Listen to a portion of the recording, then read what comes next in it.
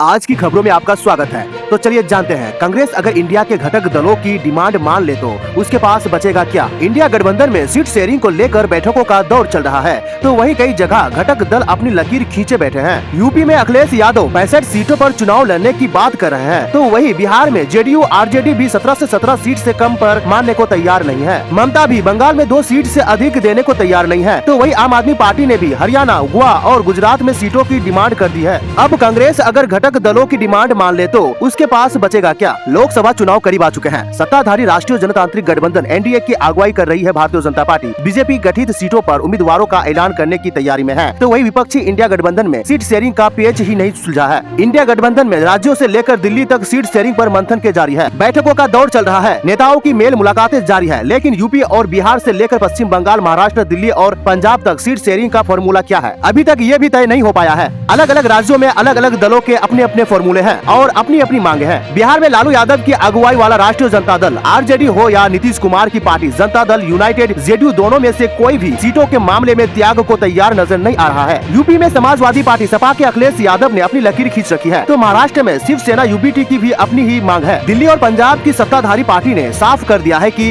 गोवा, गुजरात और हरियाणा में भी सीटों को लेकर बात होगी। इंडिया गठबंधन में सीट शेयरिंग को लेकर जारी माथापच्ची के बीच सवाल ये भी उठ रहा है कि कांग्रेस पार्टी ही त्याग करने को तैयार हो जाए और सभी घटक दलों की डिमांड मान ले तो उसके पास क्या बचेगा। और जाने यूपी में अखिलेश ने खींच रखी है लकीर। लोकसभा सीटों के लिहाज से देश के सबसे बड़े सूबे यूपी में सपा प्रमुख अखिलेश यादव ने अलग ही लकीर खींच रखी है। अखिलेश यादव ने यह साफ कह दिया है कि यूपी में इंडिया गठबंधन का नेतृत्व सपा ही करेगी। अखिलेश यादव ने यह साफ कह दिया है कि यूपी में इंडिया गठबंधन का नेतृत्व सपा ही करेंगी। सपा और कांग्रेस के बीच सीट बंटवारे पर एक तरफ बातचीत चल रही है, तो वही दूसरी तरफ अखिलेश पार्टी यह संदेश देने में भी जुटी है कि हम 65 सीटों पर चुनाव लड़ेंगे। कांग्रेस अगर सपा की बात मान लेती है तो उसे बची 15 लोकसभा सीटों में ही जयंत चौधरी के नेतृत्व वाली राष्ट्रीय लोक दल को भी एडजस्ट करना होगा। जयंत की पार्टी भी 6 सीटों की डिमांड कर रही है। ऐसे में कांग्रेस के लिए 80 सीटों वाली यूपी में महज 9 सीटें ही बचेंगी। बिहार में आरजेडी और जेडीयू भी 17 से 17 सीट से कम पर मानने को तैयार नहीं है। जेडीयू प्रवक्ता केसी त्यागी ये साफ कह चुके हैं कि हमारी 16 संसद है और इन सीटों पर कोई समझौता नहीं होगा। इन सीटों को छोड़कर बाकी सीटों पर समझौते की बात होगी। जेडीयू ने 2019 का चुनाव बीजेपी के साथ लड़ा था और पार्टी ने तब 17 सीटों पर उम्मीदवार उतारे थे और जेडीयू की कोशिश अपने कोटे की 17 सीटों अपने पास बचाए रखने की है।